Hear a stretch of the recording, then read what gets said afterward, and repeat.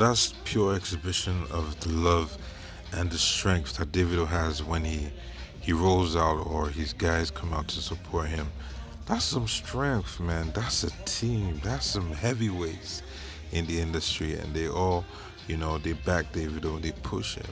We say we rise by lifting others, but man, they are rising by lifting David at the same time. So, yo, on the 31st of January 2024, Davido Adeleke, Mr. David Adeleke, was out there at the Accor Arena out there in Paris, France for his Timeless Stop tour.